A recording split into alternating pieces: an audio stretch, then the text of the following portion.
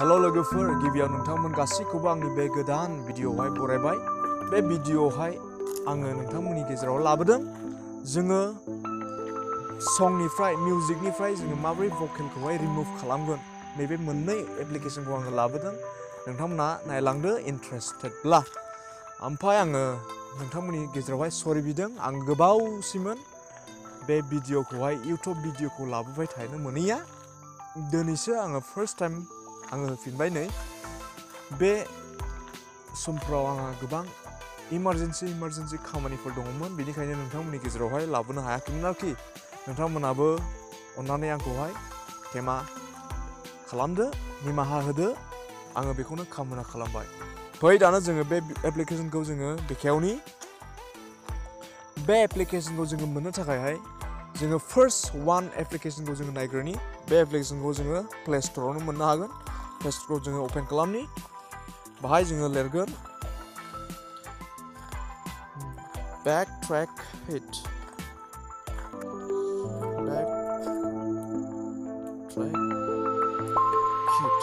नैबे फार्स्ट नामा, नै बेखौ नायनानै ला। नैबे फार्स्ट मोन दे, आइकनखौबो नायनानै ला नोंसोरो। दानो नै बेयो अपेन जाबाय। आङो इनस्टल खालामनानै दंखायोमोन नालाय बेखौ आङो अपेनल' खालामगोन आरोखि। नायनानै लाखा नोंथांमोना।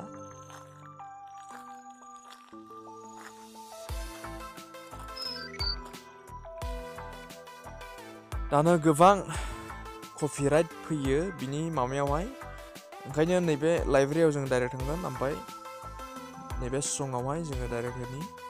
बे सङावनो जिखुनु नोङो माबे संनि भकेलखौहाय, माबे मिउजिकनि माबे संखौहाय नोङो भकेलखौ रिमुभ खालामनो नागिरदों, नोङो बेखौहाय नोंसोर सेलेक्ट खालामदो।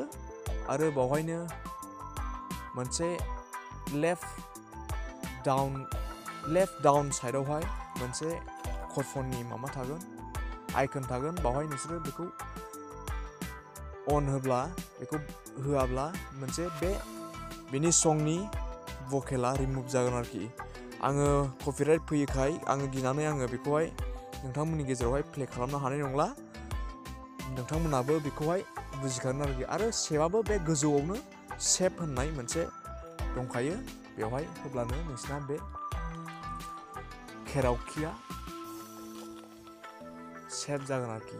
दानो फैदो नेक्स्ट एप्लिकेशनावहाय। बे नेक्स्ट एप्लिकेशनानो जाहैबाय जोङो खुनु मोनसे एप्लिकेशननि गोनांथि नङा। बे मोनसे भकेल रिमुभेला आं बुंनो सानो नैबेनो नोंसिनि थाखाय बेस्ट जागोन आरो नोंसिनि थाखाय लाइकलि जागोन होननानै आरोखि। नैबे without any application we can remove vocal from the music, okay? नैबेहाय जोङो बेखौहाय जोङो, नाथाय बेहाय जों मोनसे जिखुनु जा जोङो वेब ब्राउजारखौहाय अपेन खालामनांगोन। आङो ओंखायनो नैबे क्रम ब्राउजाराव जों आं अपेन खालामनि। बेवहाय क्लियारसिन खोनायो दे बे माबाखौहाय, एकदमबारे अरिजिनाल मिउजिक खोनाखायो आरोखि। नोंथांमोना बेखौ ट्राइ खालामनो हागोन। बाहाय जोङो लिरनांगोन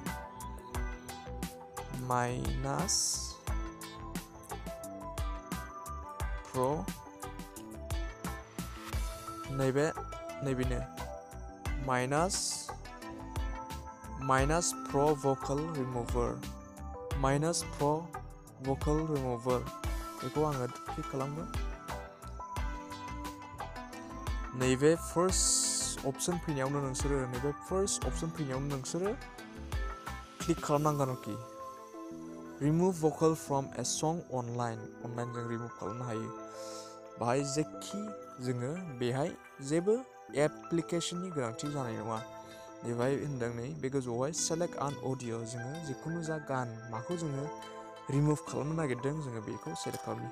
आं क्लिक खालामनि। होमब्ला जों फाइलाव थांनि, अडिअ थांनि। जिखुनु जोङो माबे गानखौहाय रिमुभ खालामनो नागिरदों नैबेखौ होनांगोन आरो भिडिअबो दे माबा फैजानो माने कपिराइट फैजानो ना अके आङो जेबो होनब्लाबो आं नोंसोरनो श' खालामसै एसे प्रसेसिं जागोन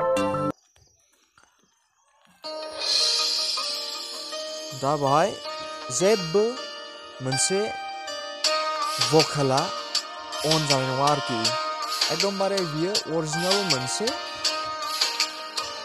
कारावकि जाबाय आरोखि नोंथांमोना दाबो खोनागासिनो दङ बे मोनसे कारावकिसो नाथाय नैबे लिसन अरिजिनेलाव जोङो बेखौहाय अन होयोब्ला बे सङा जागोन आरोखि अरिजिनेलाव खोनागोन नोंथांमोना बेखौहाय खोनाबाय फुरा अरिजिनेल आरोखि बेनिफ्राय नोंथांमोना गोबां अन स्टुडिअ'आवबो बेफोरबायदि खालामनानै नोंसोर खनहैनो हायो आरोखि दायो बेखौ सेभ खालामनोब्ला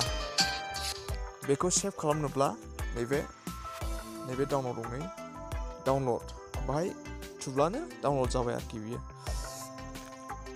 दानो नोंथांमोना बेखौ बुजिखाबाय नैबे सेकेन्डआ आंनि थाखाय बेस्ट आरोखि नोंथांमोननि थाखायबो बेस्ट जागोन बेनो मोनसे भकेलखौ रिमुभ खालामनायनि तारिखाया दानो नोंथांमोननि गेजेरावहाय नैबे भिडिअखौ आङो एसेयावनो दोननो सानबाय नोंथांमोनखौहाय आङो नेक्स्ट टाइमावहाय लोगो मोनबावगोन थेंक इउ बाय बाय